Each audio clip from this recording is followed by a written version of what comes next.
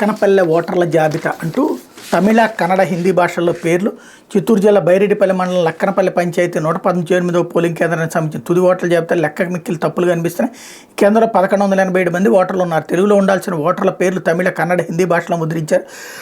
శాశ్వతంగా వలస వెళ్ళిన వారికి స్థానికేతరులకు ఓటు హక్కు కల్పించారు. స్థానికంగా ఉంటున్న వారిలో కొందరిని తొలగించారు. మృతి చెందిన వారిని అట్లాగే ఉంచారు. పేరు ఒకరిది, ఫోటో మరొకరిది ఉన్నా సరి చేయలేదు. పలువురు ఓటర్ల ఇంటి నెంబర్లు 0గా ఉండటం గమనార్హం అంటూ వరుస సంఖ్యలో ఇక్కడ రోజు కూడా ఒకటి ఇంతకుముందు కూడా చెప్పే కదా, ఓటర్లకు సంబంధించినటువంటి జాబితా ఎన్నికల సంఘం తయారు చేస్తుంది. డైరెక్ట్గా వాటిట్లో ఉండేటువంటిది ఈ కంప్లైంట్స్ వీటి మీదనే చూస్తుంది. మిగతాది మనం ఆన్లైన్లో అప్లికేషన్ పెట్టుకుంటే ఆ సంబంధిత కాగితం ఉంటే చాలు, ఆటోమేటిక్గా ఓకే చేసేస్తారు. పేరు అందులో ఉంటే చాలు, ఆటోమేటిక్గా ఓకే చేసేస్తారు. ఇది ఎన్నికల సంఘానికి సంబంధించి ప్రస్తుతం ఏంటంటే ఎన్నికల సంఘం సరిగ్గా పనిచేయట్లేదు అని చెప్పేటటువంటి ప్రయత్నంలో చేసుకొచ్చేటటువంటి వార్తలు. అసలు పాయింట్ ఏంటంటే అది వీళ్ళు చెప్పినటువంటి విధంగా చాలా రోజుల పాటు ఎన్నికల సంఘం మీద చాలా ఒత్తిడి తెచ్చారు.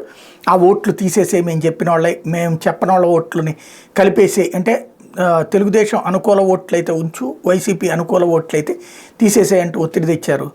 కాకపోతే అది ఎన్నికల సంఘం పట్టించుకోలేదు.